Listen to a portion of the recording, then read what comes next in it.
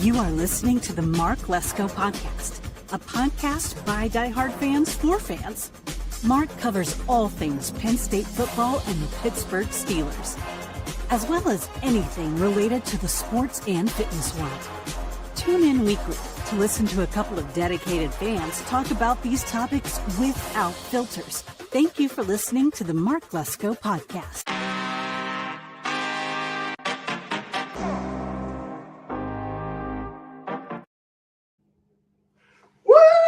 Welcome to the Mark Lesko podcast. I am your host, Jay Rod, and this is Steelers Central. Guys, that's what I'm talking about.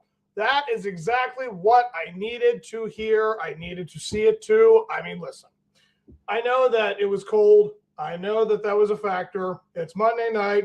Mike Tomlin doesn't lose on Monday nights. We haven't lost a Monday night game at home in 34 years. So there was a lot going into this game, so I'm not saying it was built in for the win, but by the end of the third quarter, it was a done deal. I know we gave up a bunch of junk plays, and everybody, started to kind of give it up. I'm not saying that's a great way to handle that, but they ended up winning 28-15, guys. I mean, that is as good as it's going to get right now for the Steelers.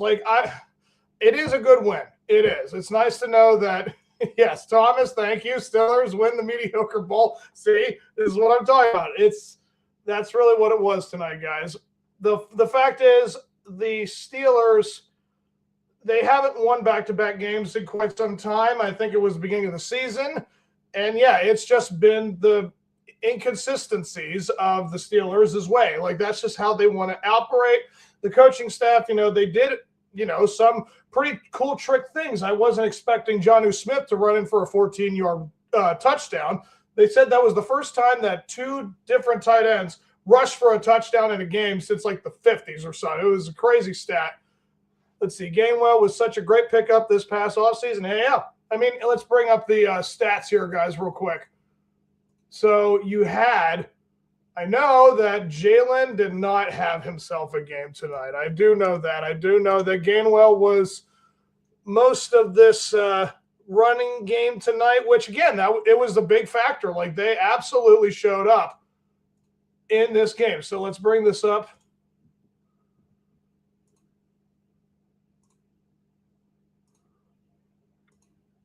So, yeah, you got 28-15. Yeah. Aaron Rodgers, guys. I mean, talk about showing up when it needed to happen. I never really doubt this man's ability to play this game. He's been doing it for almost 20 years. I mean, it's been 18, 19 years since he's been in the NFL. 23 for 27, 224 touchdown yards with 2 touchdowns. Fantastic. Got sacked a couple times, but I think a couple of them were because he decided not to give up or throw away the ball. So that's on him mostly.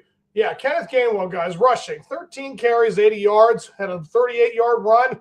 You take that one away, it's still not that great of a night, but it's respectable because it is 80 total yards for him.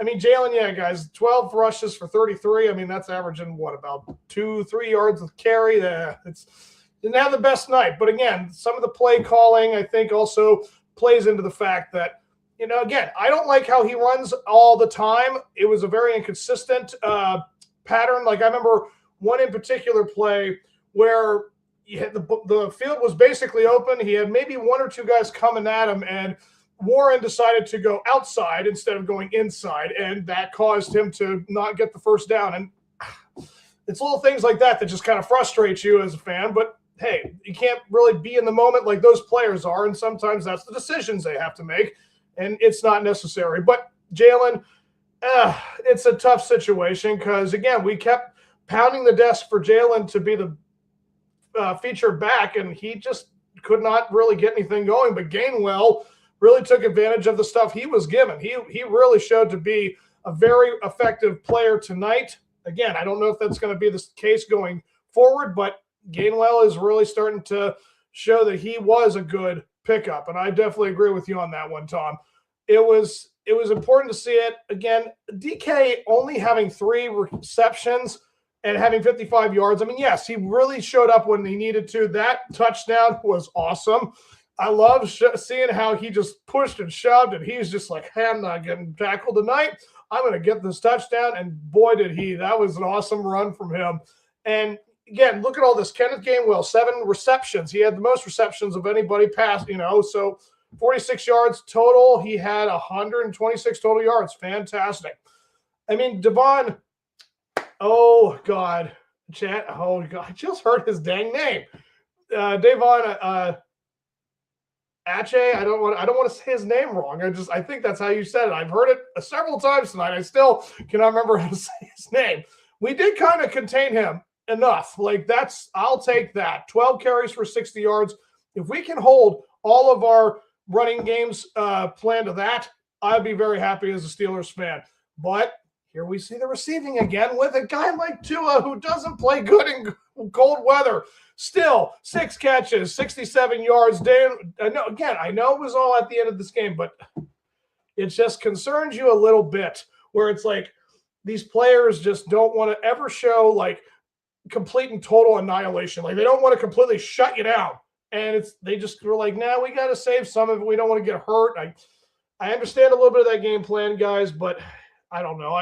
It's been so long since I have seen a 35-10 beatdown or something like that. This is still a beatdown. It really, truly was. The Dolphins did keep themselves in this game. They really did in the first half. It was 7-3, going into the second half. And we just came out and we answered. We did everything we were supposed to. They just started coming alive. I mean, Aaron Rodgers just was like, guys, I'm willing this team to victory, along with Kenneth Gainwell doing what they were doing. And, if we look down here with the defense, Patrick Queen had himself a night. He really did. 9 solo tackles. Jalen Ramsey with a sack. Connor Hayward with a sack. Peyton Wilson with a sack. Oh, gosh. Asizi Otumeo. Oh, gosh, I'm so sorry. I keep butchering his name. That's a really tough name, guys. But still, 1 sack. That's all you need, really. So, yeah, Highsmith was okay. And, Nick Herbig, having 1 total tackle, solo tackle, he was kind of quiet.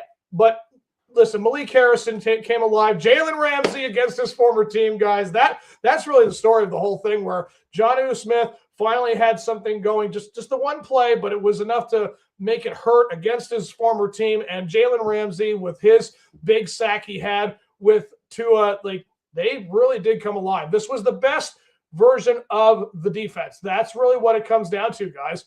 I could not be happier to see that result from this defense. So without TJ, without Harmon, imagine what it's going to look like if Harmon is back for this game coming up.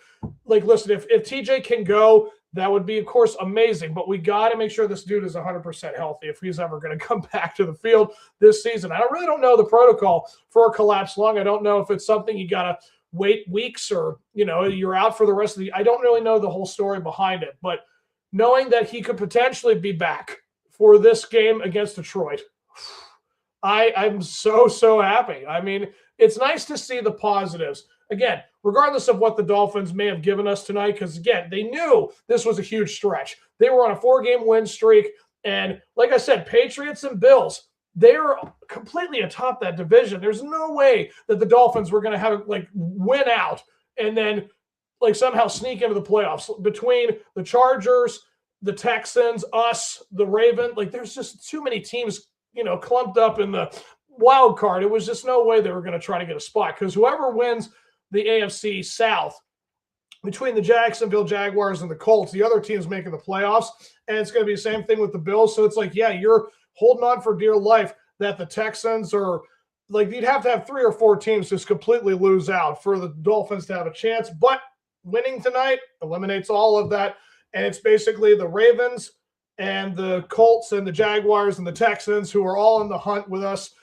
I know we still hold that division lead, but that's really what it comes down to, guys. This push for the end of the season between the Steelers and the Ravens, it just seems like it's all perfectly matching up for us to both go into this last game of the season 9-7, and we're going to have the winner takes all in Pittsburgh.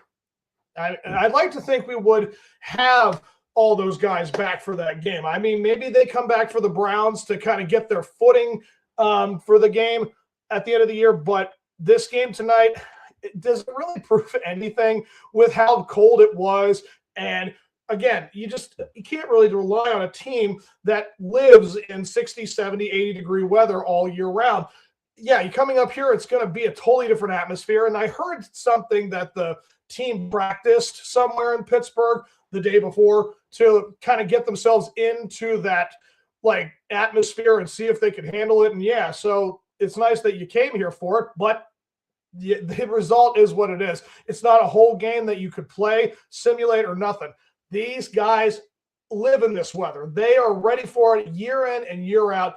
This is really what Steelers football is all about. This is what the AFC is all about, guys up in the north. You just got to know how to handle the environment, and that's really what tonight was all about. They were able to keep the ship moving, and they definitely were able to fire on all cylinders. They had everything going in the second half. So in the end, what you have here is the Steelers are positioned to take the division. They really are. Now, if we can see this kind of game plan from the offense for the rest of the season, guys, I mean, we do have to talk about them being serious playoff players because, again, I understand the defense has a lot of their issues and they need to learn how to, maintain some things. And, again, we can't base a lot off tonight if it's going to move forward because, again, we don't have Harmon, we don't have Watt, and the conditions were just unusual for this kind of matchup. You just can't really base it off of these cold temperatures. Like it definitely makes a factor, and it makes it so different for the game to be played. But still, Aaron Rodgers guys came out and just showed us why Aaron Rodgers is the 4-time MVP and why he is one of the greatest football players probably to play his position. He just kept finding guys. He was locked in tonight. I mean, I don't really care if the Dolphins don't have the most intimidating defense. They were on a 4-game winning streak, and they were using everything in their repertoire with the run game because, again, Tua, I think he has almost as many interceptions as he does touchdowns this season, which is basically the worst season he's ever had in his career. So we don't even know if Tua is going to be in the league in the next year or two. And Mike McDaniels, he may have lost his job tonight. This is a team that you can't really base a whole lot off of. This was them trying to stay relevant, and the test is next week for sure. The test really will be coming for this team. If we can put up points against Detroit, we know Detroit is going to come. We're going to go into Detroit, and they're going to put up points on us. Can we respond? Can we make the game close? If we can win a shootout, guys, like high scoring, this really might be the chance that we have to do something. I mean, I think our goal as Steelers fans right now is to probably say we want to see this team win a playoff game. I think that's really the goal we're trying to go with because I don't think we can ask for much more. In the end, I think we're just looking for a playoff win. For me, that's kind of where my goal's at. I would love to see them win more Super Bowls, guys. That's what we as fans aspire to. That's kind of our that's our ceiling or that's our floor. We don't want to do anything but win championships all year long, every year from the rest of time until the end of time. But the whole story now is just, can we get to the playoffs and win a playoff game? I mean, and we have a chance to have a home game. This would be their first home game in 8 years. It would be so cool that's 5. No, 2020 was our last home game that we hosted a playoff game, and that was so embarrassing. But that was all in the past. That was old Ben. That was the defense we had. This team has shown a lot of fight tonight, which is exactly what I wanted to see. I wanted to see this team look like a team, act like a team, play like a team.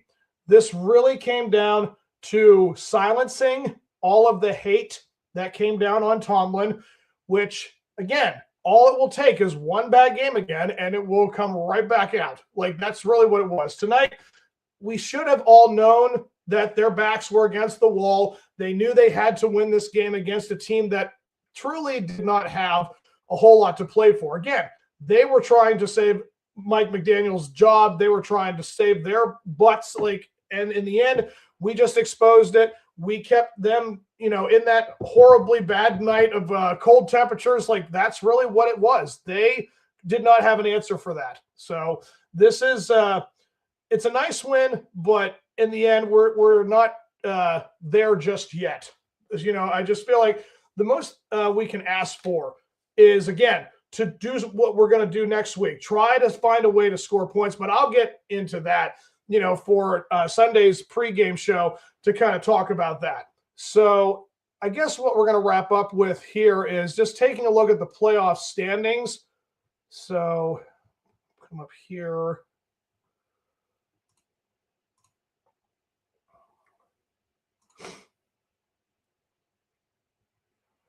Standings, playoffs.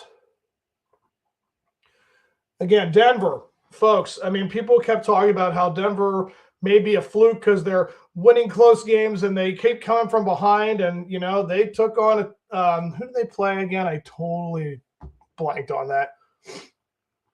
They played the Packers, did they? Yeah, the Packers. Yeah, they won 34-26, guys. I mean, that's not an easy team to beat. And yeah, I understand that Micah Parsons got hurt. I understand that, you know, kind of took the air out of the Packers, so maybe they took advantage of that. But yeah, the Broncos are now the number 1 seed. Like, oh, hold on, I didn't bring that up. I'm so sorry. Yeah, here we go. So the Broncos, guys, 12-2. They're the number 1 seed. The Patriots having that bad, you know, collapse, and, you know, Buffalo Bills. Again, I like the Buffalo Bills, I do, but seeing that kind of like come back that way, just it's got to really sting. I mean, they were up so high, and then they just kind of let them come back in. It's one thing for you to know that your division is tough and you have to play a whole game, but the fact that you went in to home, you were at home against the Bills, and you just let them take you down like that. That's going to sting.